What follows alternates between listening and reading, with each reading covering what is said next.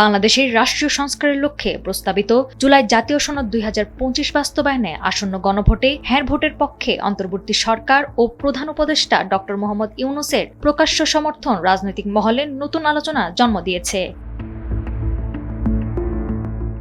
সাধারণত সরকার সব ধরনের ভোটের ক্ষেত্রে কঠোর নিরপেক্ষতা বজায় রাখে, তবে প্রধান উপদেষ্টার কার্যালয় থেকে এক বিবৃতিতে বলা হয়েছে এই সমর্থন কোনো দলীয় স্বার্থে নয়, বরং গণঅভ্যুত্থানের ম্যান্ডেট বাস্তবায়নের অংশ। ফলে হ্যাঁ ভোটের পক্ষে প্রচারণা চালানোকে গণতান্ত্রিক আদর্শের পরিপন্থী হিসেবে দেখার সুযোগ নেই, বরং এটি রাষ্ট্রের বৃহত্তর সংস্কারের পথে একটি নৈতিক অবস্থান। বিবৃতিতে আরও বলা হয়েছে, অন্তর্বর্তী সরকার শুধু দৈনন্দিন রাষ্ট্র পরিচালনা বা নিরপেক্ষ নির্বাচন তত্ত্বাবধানের জন্য গঠিত হয়নি।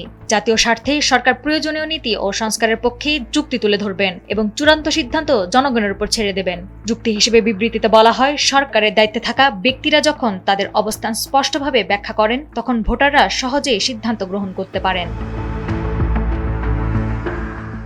সেখানে আরো বলা হয়েছে, আন্তর্জাতিক সম্প্রদায়গুলো বলছে, বিশ্বজুড়ে বহু দেশের সরকার প্রধানরা গুরুত্বপূর্ণ জাতীয় পরিবর্তন সংক্রান্ত গণভোটে প্রকাশ্যে পক্ষে বা বিপক্ষে অবস্থান নিয়েছেন। এসব ঘটনাকে গণতান্ত্রিক রীতির লঙ্ঘন হিসেবে নয়, বরং দায়িত্বশীল রাজনৈতিক নেতৃত্বের স্বাভাবিক প্রকাশ হিসেবেই দেখা হয়। ব্যাখ্যায় আরো বলা হয়, এ সময় বাংলাদেশের সবচেয়ে বড় ঝুঁকি সমর্থনে নয়, বরং দ্বিধা ও নীরবতায়। অন্তর্বর্তী সরকার যে সংস্কারের দায়িত্ব নিয়েছে তা সমর্থন না করলে জনগণের আস্থা ক্ষুণ্ণ ও পরিবর্তনের ধারাবাহিকতা ব্যাহত হয়।